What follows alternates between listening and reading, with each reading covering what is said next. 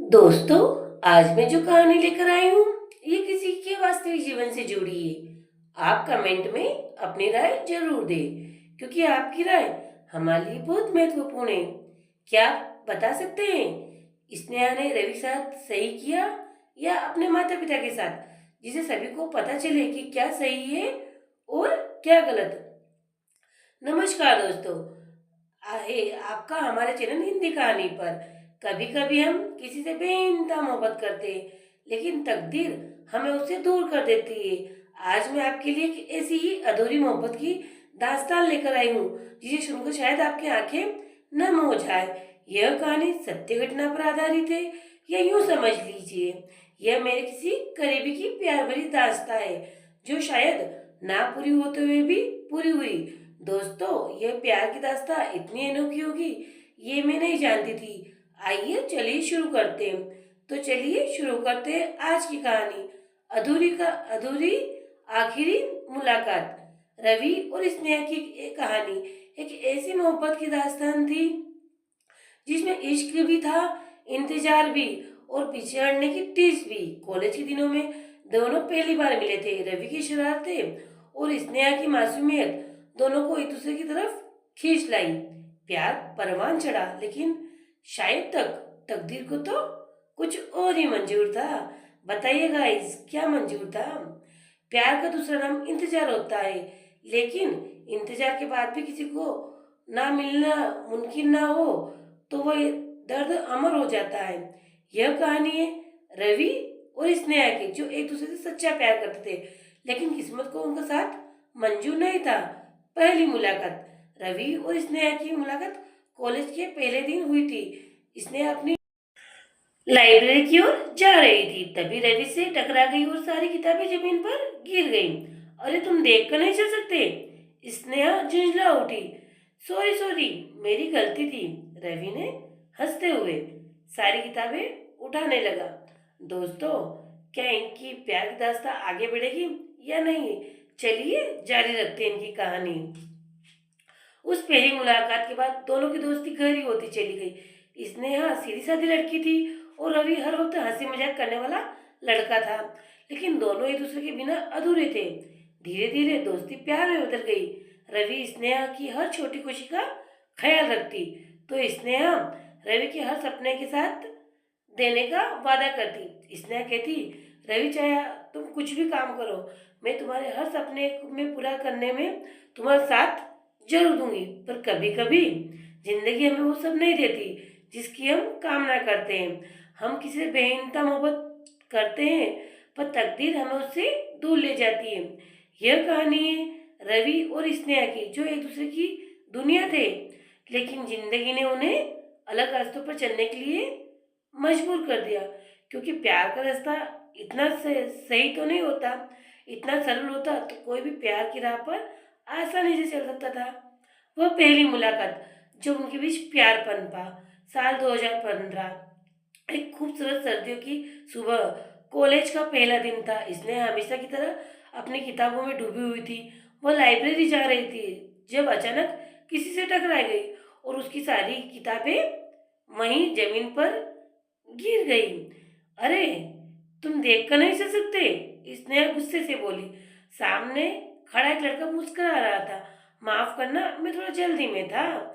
उसने किताबें उठाने में मदद की। स्नेहा ने उसकी ओर देखा। वह लड़का थोड़ा सा शरारती मगर मासूम सा दिख रहा था और स्नेहा भी उसकी तरफ गुस्से से देखे जा रही थी क्योंकि उस लड़के के चेहरे पर तो हंसी थी। यही थी उसकी पहली मुलाकात, एक छोटी सी झड़प जो बाद में खूबसूरत दोस्ती में बदल गई। धीरे धीरे उनकी दोस्ती गहरी होती गई। वे साथ पढ़ाई करते, कैंटीन में घंटों बातें करते और एक दूसरे के सुख दुख के साथी बन गए थे। और एक दिन अचानक रवि ने स्नेहा से पूछा एक दिन अचानक रवि ने स्नेहा से पूछा, तुम्हें कैसा लड़का पसंद है? स्नेहा हंसकर बोली, जो मुझे हंसा के रखे, जो मेरा ख्याल रखे और जो मेरे बिना अधूरा महसूस करे। इधर रवि ने भी मुस्कुराते हुए कहा, तो फिर तुम्हें मुझसे बेहतर कोई मिलेगा क्या? जब स्नेहा ने हंसकर बोला तो रवि ने भी मुस्कुराते हुए जवाब दिया। स्नेहा ने झेपते हुए उसकी तरफ देखा। उसे नहीं पता था कि रवि ये बात मजाक में कह रहा था या सच में, लेकिन धीरे धीरे मजाक हकीकत में बदल गया और दोनों को एहसास हुआ कि वो दोनों से बेइंतहा मोहब्बत करते हैं। जब रवि और स्नेहा को पता चला कि वो दोनों एक दूसरे से बेइंतहा मोहब्बत करते हैं, कॉलेज के तीसरे साल में रवि ने आखिरकार हिम्मत जुटाई और स्नेहा से अपने दिल की बात कह दी। जब तीसरा साल था ना कॉलेज का, तब रवि ने अपनी सारी बात स्नेहा से कह दी। स्नेहा से रवि ने कहा, स्नेहा, मैं तुमसे बहुत प्यार करता हूँ, क्या तुम मेरी जिंदगी का हिस्सा बनोगी? रवि रवि ने मुस्कुराते हुए स्नेहा से कहा।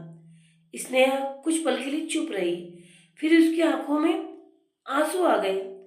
रवि, मैं भी तुमसे बहुत प्यार करती हूँ, लेकिन लेकिन क्या रवि घबरा गया? लेकिन जब रवि को स्नेहा ने ये बात बताई कि मेरे घर वालों ने मेरी शादी कहीं और तय कर दी है, तभी रवि की आंखों में आंसू थे। ये सुनकर रवि का दिल टूट गया। उसे यकीन नहीं हो रहा था कि जिसे वो अपनी जिंदगी समझ रहा था वह उससे दूर चली जाएगी। आखिरी मुलाकात, स्नेहा की शादी तय हो गई और वह रवि से दूर ही जाने वाली थी। शादी के एक दिन पहले रवि ने स्नेहा को मैसेज किया, क्योंकि उसे पता था कि अब स्नेहा उसे शायद मिले या ना।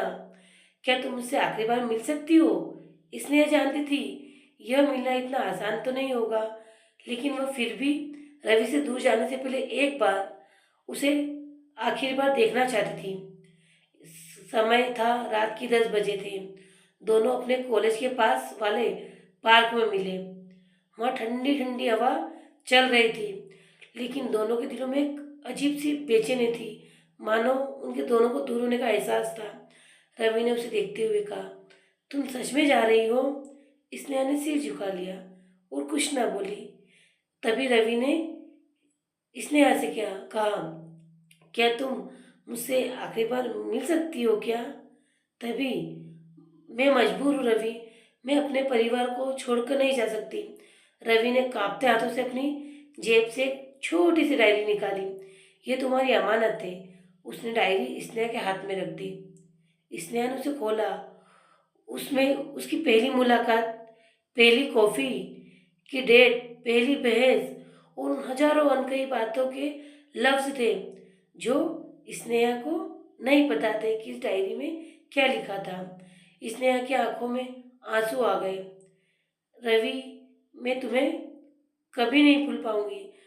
जब स्नेहा ने वो डायरी पढ़ी तभी रवि से कहा। स्नेहा की आंखों में आंसू आ गए। रवि, मैं तुम्हें कभी नहीं भूल पाऊंगी। क्या हम आखिरी बार गले लग सकते हैं? ऐसा रवि ने स्नेहा से कहा और स्नेहा ने भी बिना कुछ कहे उसे गले लगा लिया। दोनों की धड़कनें तेज थी। उसके उनके बीच कुछ शब्द नहीं थे, बस आंसू थे, दर्द था और बिछड़ने की कसक थी। कुछ मिनट तक वह ऐसे ही खड़े रहे। फिर स्नेहा ने खुद को रवि से अलग कर लिया। अलविदा रवि, उसने कहा और धीरे धीरे रवि से दूर जाने लगी। रवि उसे जाता हुआ देखता रहा जब तक कि वह पूरी तरह उसकी नजरों से ओझल नहीं हो गई।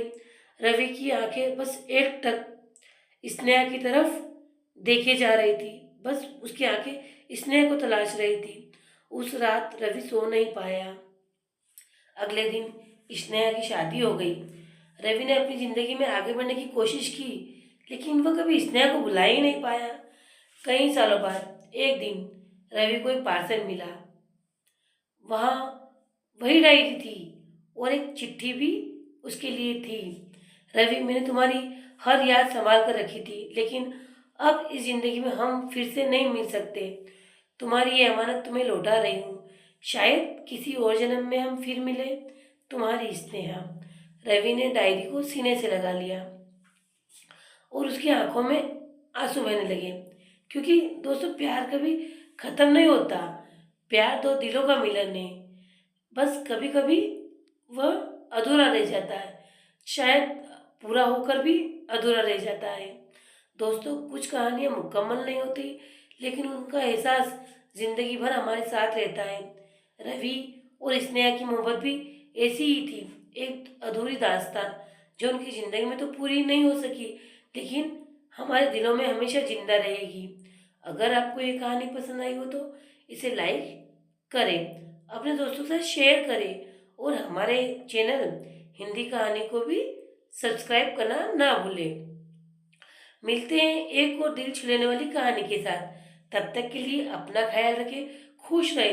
दोस्तों, मैं जो भी कहानी लाती हूँ वह कहीं ना कहीं या किसी न किसी के वास्तविक जीवन से जुड़ी रहती है, जिससे हमें शिक्षा मिलती है कि हमें अपने जीवन में कब और क्या करना है उसका फैसला लेने में कोई गलती ना करें।